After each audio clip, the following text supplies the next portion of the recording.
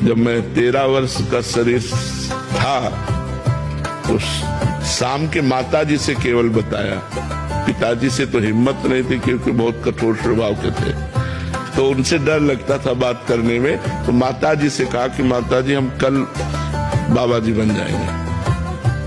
बाबा जी बन जाएंगे। उन्होंने विनोद समझा और हमारी बात बन गई, क्योंकि उन्होंने विनोद समझा। अगर सीरियस समझती तो रो देती या कुछ हमको आदेश करती, और उन्होंने विनोद समझा तो ध्यान ही नहीं दिया। भगवान ने हमारी बात बना दी।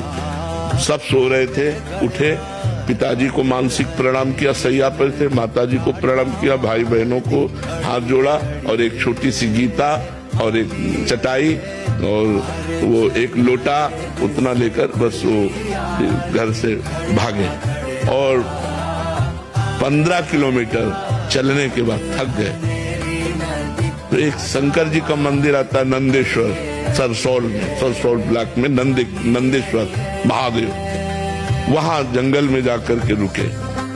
अब जब 12 बजे भूख लगी, क्योंकि सुबह से कुछ न कुछ घर में मिल जाता था, अब सुबह तो मिला नहीं, चलते चले आए। अब दोपहर के 12 बज गए, भूख लगी, तो पहली बार हमारे मन में प्रश्न उठा कि कैसे जीवन निर्वाह होगा, जीवन निर्वाह कैसे होगा, कहाँ रहेंगे, कहाँ जाओगे।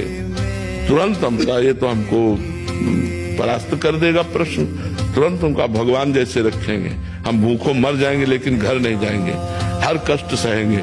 इतने में एक आदमी आ गया, उसने कहा बच्चा यहाँ एक सूर स्वामी रहते थे, जानते हो क्या? तो हम कहा हम यहाँ नए आए, हम जानते किसी को नहीं। तो कमंडल खोला और 1 लीटर दही होगा, मीठा दही होगा, तुम पी लो, अब हम वापस नहीं ले जाएंगे, उनके लिए लाए थे, वो है नहीं तो आप पी लो। वो संत कहीं चले गए होंगे। तो हमें सकुच लगी, हम कहा हम क्यों पी ले? बोले नहीं पी लो, महादेव जी की ऐसी इच्छा है। तो उसी लोटे में डाल के 3-4 लोटा निकला, छोटा लोटा था। और जब वो गए तो 1 लीटर दही में खूब छक गए ना, पर जो ही गए से शंकर जी के ऐसे पिंडी को पकड़ के खूब रोए